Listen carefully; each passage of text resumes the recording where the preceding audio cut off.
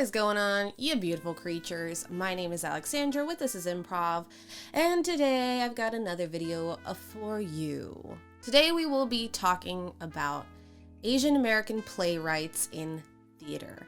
I am so excited because I don't get to talk about writing very often. That's more of Angelica's thing, so here we go.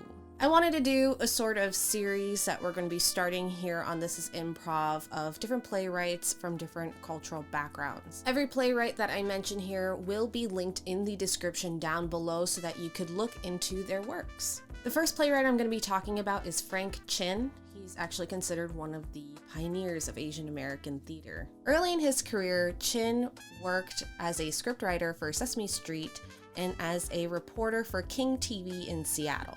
He founded the Asian American Theater Workshop, which later became the Asian American Theater Company in 1973. He was noted as one of the leading Asian American playwrights in 1970 after writing Chicken Coop Chinaman. He was the first Asian American to have his play produced on a major New York stage.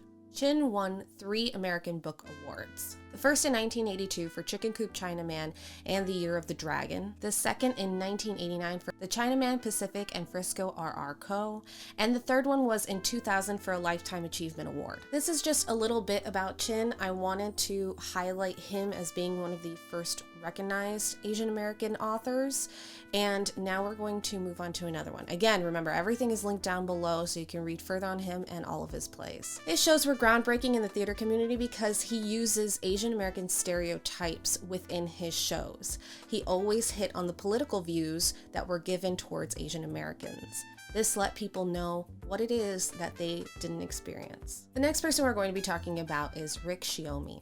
He is an internationally recognized, award-winning Japanese-Canadian playwright, director, artistic director, taiko artist, and a big player in the Asian American Canadian theater movement. He's best known for his groundbreaking play Yellow Fever, which earned him the Bay Area Theater Critics Award and the Bernie Award. In recent years, he's become a notable director, and recently, he directed the play Caught by Christopher Chen. He received an award for this directing from the Philadelphia Barrymore Awards.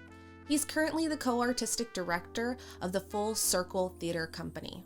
One of the projects he was involved in was working on the Powell Street Festival. He also edited the First 100 Years, a slide in educating children about Japanese-Canadian history. The next playwright we're going to be talking about is Lauren Yee. She is a playwright, director, screenwriter, and much more.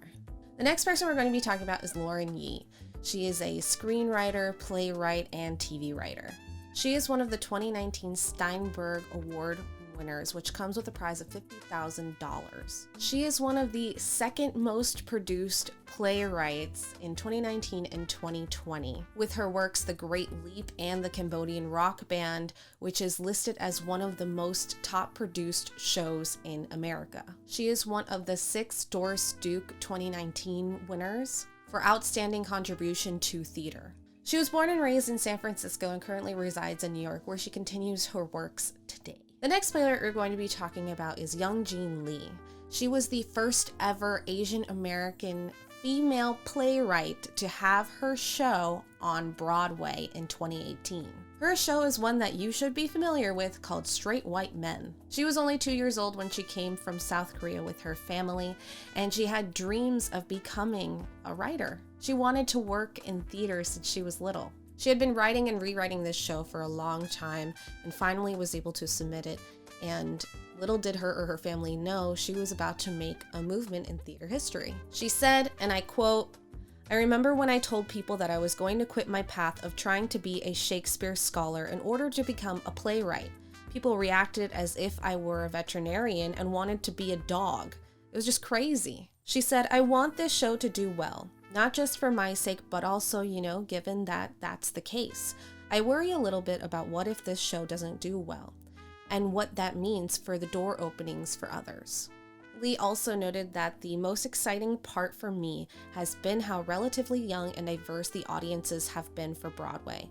During the initial previews, I'd just been in tears every time another person of color, young person, group of women would come in.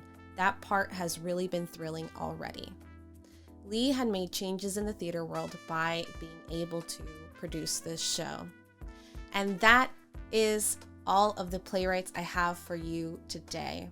I'm going to be linking a list below of more Asian American playwrights and more people that you should check out. The specific people that I did list here in the video will be linked down below as well, so you can check out their achievements and works for yourself. I hope that you have a wonderful rest of your week. Thank you so much for sticking with me until the end of the video. If you have any questions about theater in general, don't be afraid to comment down below so that we can show you guys a video, another one that you might be interested in. If you would like to take any classes involving improvisation, writing, personal classes, or improv for life, you could go to www.thisisimprov.com. If you have any questions for us, you can also email info@thisisimprov.com. There's also the emails linked down below. I hope you have a beautiful day. Don't know why I sang that.